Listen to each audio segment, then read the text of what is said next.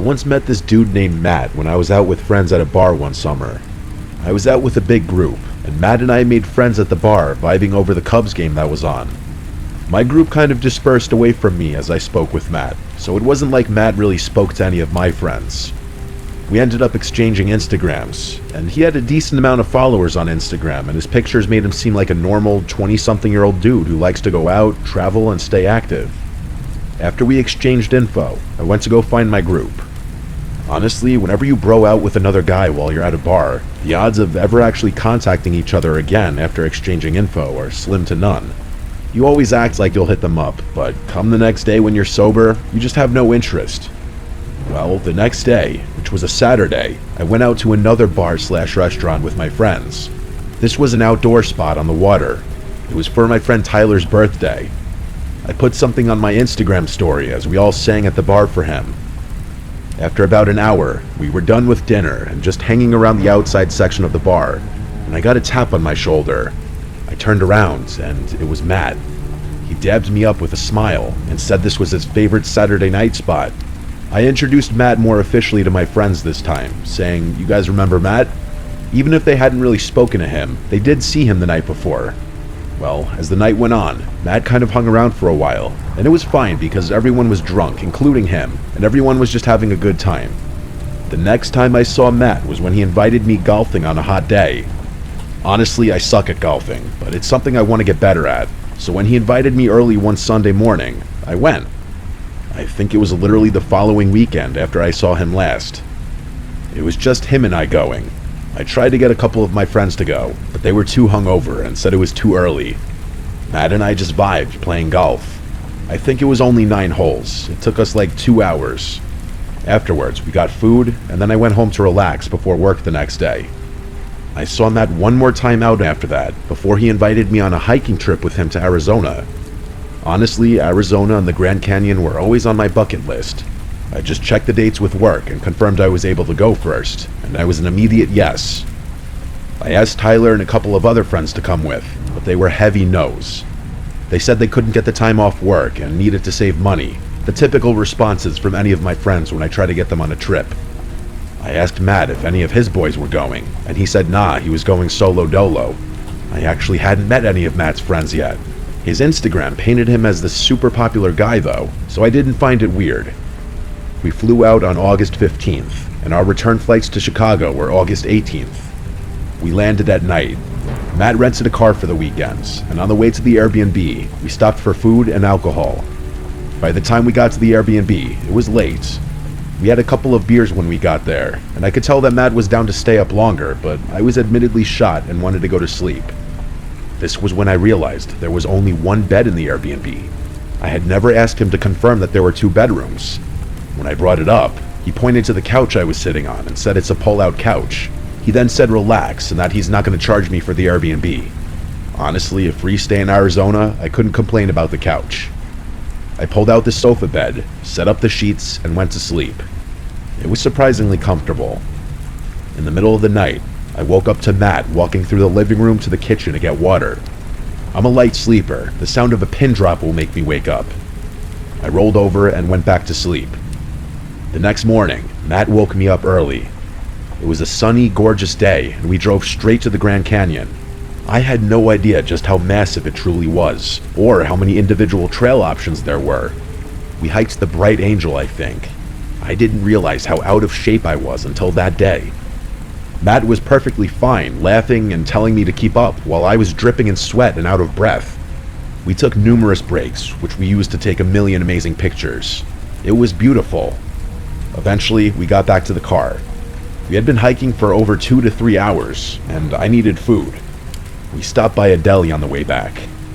It was a long drive back to Phoenix, and when we got there, we took a midday nap, and then after that, we explored around Phoenix.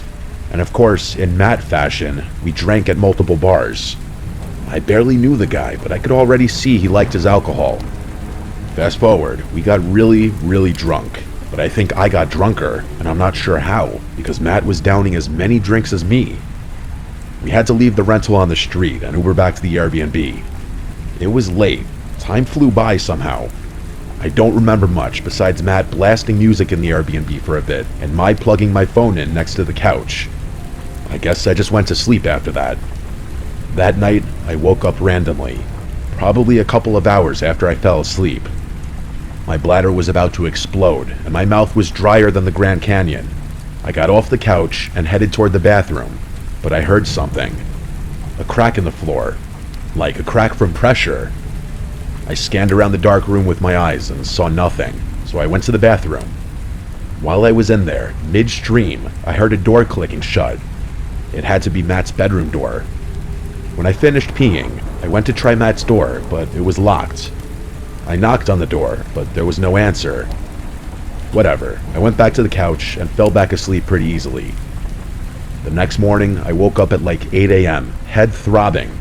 The first thing I noticed was my phone. It was in a weird position. I had it charging last night and left it laying on the floor next to the couch bed, but now it was sitting on the table next to the couch and it was unplugged. I was questioning why I might have done this, but ultimately my answer was simple. I was just super drunk. That day, we obviously didn't do any hiking, otherwise I would have puked. We just Ubered to the car and then did some driving around, exploring different neighborhoods, scenery, and checking out the botanical gardens. I didn't really want to drink that day, but later on, Matt convinced me. And wouldn't you know it, it was another night of getting really, really drunk.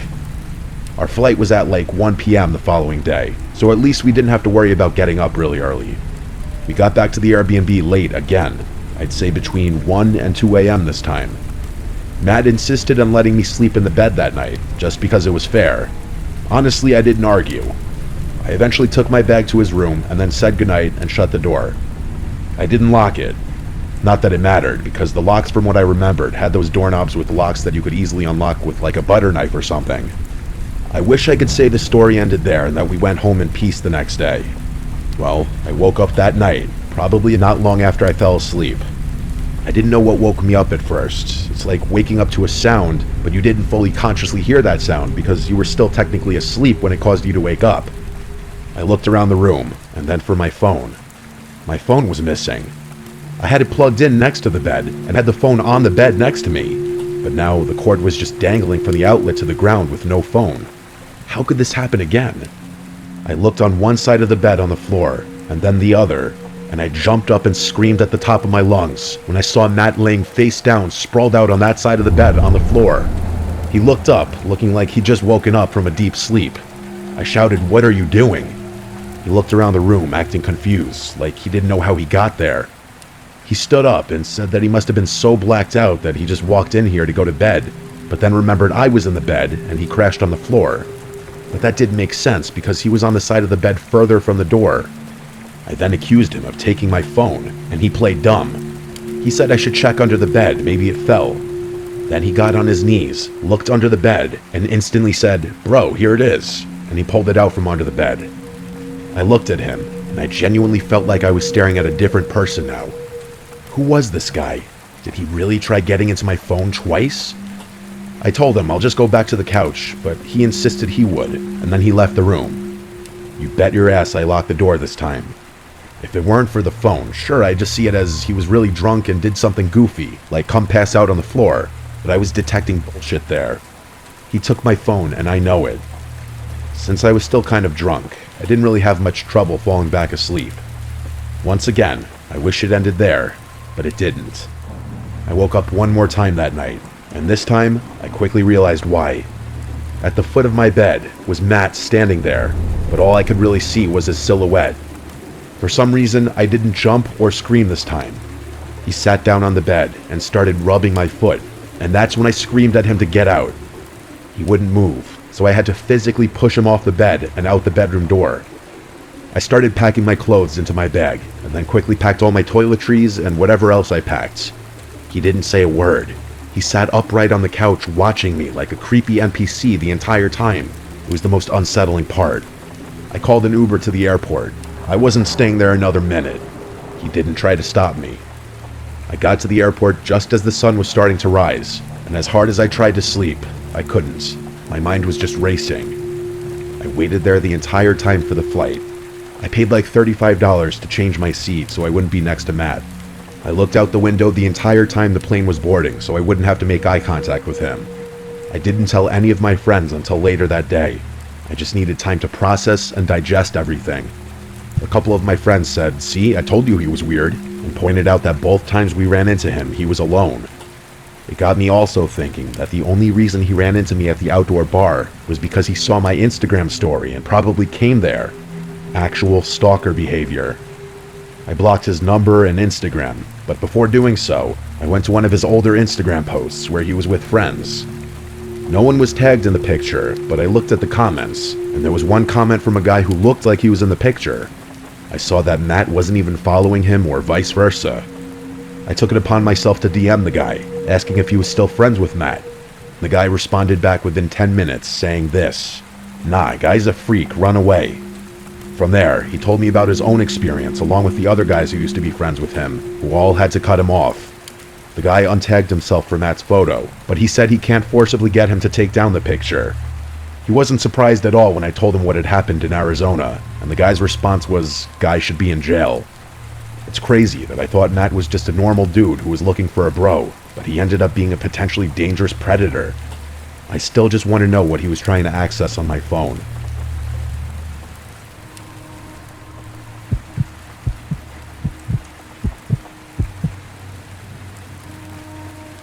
This happened last summer, around mid-July.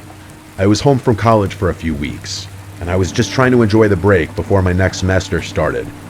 My name's Kyle, and I live in Maryland. I had been talking with my two closest friends, Jason and Marcus, about doing something together. Just the three of us, like we used to back in high school. We all go to different colleges now, so it's rare that we get time like this. We ended up planning a weekend beach trip to Ocean City. Jason's family owns a small beach house there that they don't use much, and he got permission for us to stay there for a few days. It was nothing fancy, just a 2-bedroom place a couple blocks off the sand, but it was perfect for what we needed. Just time to relax, party a bit, and catch up. We drove down on a Friday afternoon. The weather was hot, upper 80s, with that heavy humid air that sticks to your skin. It smelled like sunscreen and salt water the second we got into town. We spent the day walking the boardwalk, messing around in some of the arcades, and people watching. The beach was packed with tourists, kids running around with beach balls, families with umbrellas and coolers, and lifeguards constantly yelling at people to move out of the restricted areas. Everything felt normal. It was just a fun summer day. Later, we went back to the house, grilled burgers, had a few drinks, and started playing drinking games. By midnight, we were drunk and bored, and someone, maybe Marcus, suggested we go back to the beach. There's something weirdly appealing about being near the ocean at night. The beach is almost completely empty, the air cools down, and there's just something peaceful about it. We didn't bring much with us, just some hoodies in case we get cold, our phones, and a flashlight Jason grabbed from the kitchen drawer. We didn't plan to swim around or anything, just hang out and maybe walk along the shore. We headed down a side street and onto the wooden boardwalk, then took the steps down to the sand. As expected, it was basically completely deserted. The waves were steady, and the only light came from a few lamps on the boardwalk and the moon behind some clouds. There was barely enough visibility to make out where the water met the shore. We walked along the edge of the surf, occasionally letting the cold water hit our ankles. We joked around, talked about random stuff, and just killed time. After a while, we stopped near one of the lifeguard towers, those wooden ones they take down at night, and we just laid in the sand looking up at the sky. That's when Jason noticed something. He suddenly sat up and said, "Is that someone walking over there?" We all sat up and looked in the direction he was pointing. At first, I didn't see anything. It just looked like a dark blur near the shoreline. But then, yeah, I saw it. A figure. But it was just a silhouette at that point, walking slowly, right along the edge of where the water touched the sand, probably 50 or 60 yards away. We figured it was just another person out late like us, maybe just going for a walk. But then we noticed that their movement was off. They weren't strolling around like someone enjoying the beach. Their walk was stiff, slow, and almost mechanical. Their arms didn't swing naturally, and their posture was strange. Their head was tilted down, but not fully. It looked like they were staring at the sand, or maybe scanning it. We all stopped talking and just quietly watched them. Something about it put me on edge. I remember whispering, "What the hell are they doing?" Marcus suggested that maybe they're just looking for something. Jason joked that it was probably some drunk tourist who dropped their keys. We kinda laughed it off and went back to messing around, but I kept glancing at the person. A few minutes passed, and I noticed they had stopped moving. They weren't walking anymore. They were standing completely still now, and they were definitely closer, maybe 30 yards away. That's when I started feeling uncomfortable. We tried not to stare or shine our light at them, but it was getting hard to ignore. There was just something off about the entire thing.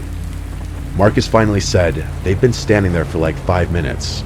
Who just stands like that?" Then Jason said something that made my stomach drop. He said, "He's not just standing, he's looking at you, Kyle." I didn't know if he was joking or not. I kind of laughed nervously and said, "Nah, he's looking at the sand." But Jason shook his head and said, "No, look closer. His head's tilted at you." That's when Jason pointed the flashlight at him. I didn't even want him to do that, honestly, but he clicked it on and aimed the beam. The light hit the figure for just a second before the battery started dying and it flickered out, but that second was enough. I saw him. He was almost grayish white with no shirt. He was wearing wet jeans, clearly from the ocean. His arms hung completely limp at his sides. His head was tilted at a weird angle. Not broken, but unnatural. And his eyes were wide open, almost bulging. The second that beam of light hit him, he moved. Fast. Without any hesitation, he broke into a full sprint straight at us. I can't even describe how unnatural it looked. There was no build-up. He went from standing completely still to running at full speed, almost like he launched forward. All three of us screamed and bolted. We didn't even look back, we just ran. I could hear Marcus behind me, yelling "Go!" as our feet pounded into the sand. My lungs were burning. We ran all the way back to the steps leading up to the boardwalk and didn't stop until we got to the street. Only then did we turn around. But he wasn't there. The beach was empty. There were no footprints behind us, just the sound of waves. We stood there frozen, trying to make sense of it. We didn't talk much on the walk back to the house. When we got inside, we locked all the doors and windows, pulled the blinds shut, and stayed up until the sun came up. None of us could sleep. I kept expecting to hear knocking or see that pale face outside the window, but thankfully it never came. The next morning, we tried to laugh it off again, say it was probably just some cracked out homeless guy trying to scare people, but deep down, none of us believed that. The way he moved, the way he appeared out of nowhere, the lack of footprints, it made no sense. We stayed one more night, but we didn't leave the house. We left early the next morning. Over the next few weeks, we tried to move on, but then Jason texted me one night. He said he'd been having dreams, the same dream over and over. He'd wake up and see the guy standing in the corner of his room, soaking wet, head tilted, just staring at him. No movement, no talking, just standing. I told him that was messed up, but I didn't tell him that I was having the exact same dream. Everything was the same, the guy, the posture, just standing in my room, not moving and not talking. Sometimes I wake up thinking I hear the sound of wet footsteps in my hallway. But when I check, no one's there. Then, last week, almost a year later, I was scrolling through this local Facebook group that posts about stuff going on in Ocean City. Someone uploaded a photo they'd taken the night before from the beach. It was grainy and dark, but I recognized what they were talking about. They said, "Does anyone know who this creepy guy is that I saw standing by the water at like 1 a.m.? I clicked the photo. It was blurry, but I recognized him instantly. Same posture, same pale skin. He was just looking down at the water. The comments chilled me even more. There were dozens of people saying they'd seen him too. Some said he was there for hours. One person said they watched him walk into the water and never came back out. Another said they found wet footprints on their back porch 2 streets from the beach. No prints leading to or from them. I don't know what we saw that night, but I know this. I'll never go back to that beach at night again."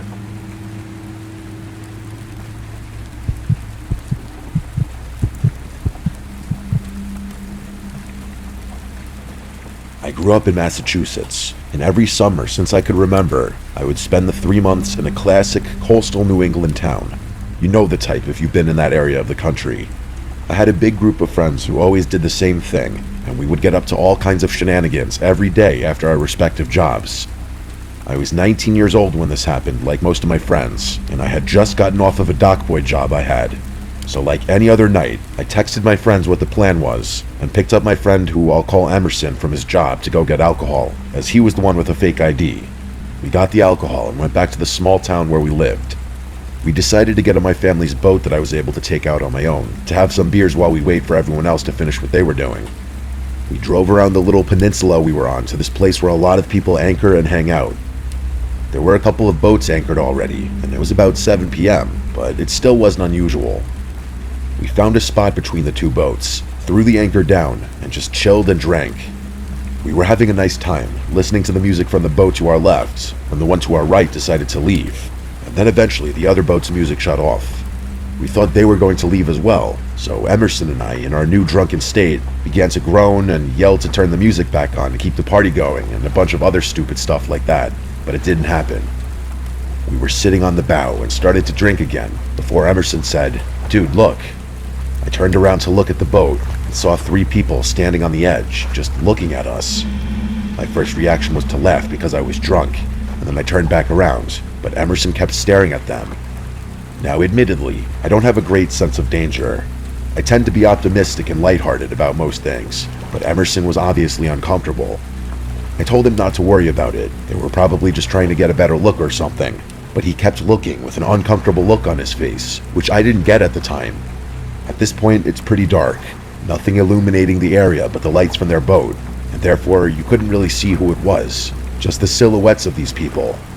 After a couple of minutes of trying to get Emerson to snap out of it, I turned back around and saw they were in the same position, staring at us. I thought it was a joke, so I got the megaphone from the compartment over the steering wheel and said, "20 to watch, fellas," which pissed Emerson off because he sensed something wasn't right. I was putting it back when I heard one of them laugh, audibly a man, but something was off about it. It sounded almost sinister.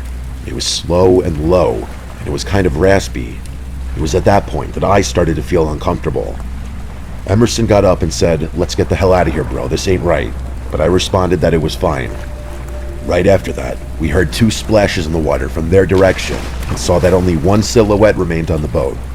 That made Emerson immediately start pulling the anchor up, as I was laughing at the situation and at him, which, looking back now, was unbelievably stupid. He tried telling me to turn the engine on while I was laughing my ass off watching him pull the anchor up as I was trying to drink my beer. In fact, I was laughing so much that I didn't notice the sound of the 2 people swimming near our boat. Emerson paused and looked at me with the anchor in his hands, which made me pause too. We couldn't see into the water, as it was dark and the lights were off with the boat. I called out hello and got nothing. Even the sound of the splashing water stopped.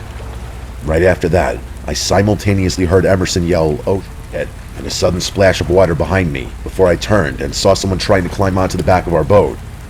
I freaked the fuck out, and while turning the key, I saw a hand grab the railing on the side of our boat near Emerson, who was yelling and holding the anchor up, ready to fight. I finally turned the boat on and instinctively gunned it forward, smashing into the sandbar that was right in front of us. I put it in reverse and drove backwards as fast as possible until we were out of the little bay and back into more open water. I threw it back in neutral, and Emerson and I just looked at each other before he started giving me the "I told you so's" and "you're a dumbass." I fully agreed and said we should go back, at which he agreed. In hindsight, we should have hightailed it back to the boat docks near my house, but for some reason, we decided to pick up everything that was thrown around during our escape. We didn't even finish before I noticed in the direction we just came from the lights of a boat approaching, and it was approaching fast. I said no fucking way, and jumped back to the steering wheel and pushed full throttle. Our boat is old, so it doesn't go super fast, and even though I was full speed ahead, they were gaining on us. Emerson started to lose it, saying things like, "Who are these guys? What do they want? Why can't they just let us chill on the water?" So I told him to chill out and focused on going straight to the docks. After about 5 minutes, the docks were in sight, but the boat behind us was so close that we could see the bow itself going up and down with the waves. I honestly didn't know what to do. I banged a hard left and got as close to the shore as I could without beaching, and miraculously, the other boat peeled off in the other direction. We breathed sighs of relief, but I still went full speed back to the docks. After docking and being relieved at the fact that there wasn't any damage to the boat, we met up with our friends after that and told them what had happened, and also came up with some theories, like maybe they wanted to rob us, or maybe they wanted to take the boat. We didn't recognize the boat, so they probably weren't from around here. I don't know. I don't like to think about what would have happened. I'm just glad we didn't find out. I do know that I'm thankful for Emerson being there. Without his skepticism, I think things definitely could have taken a turn for the worst.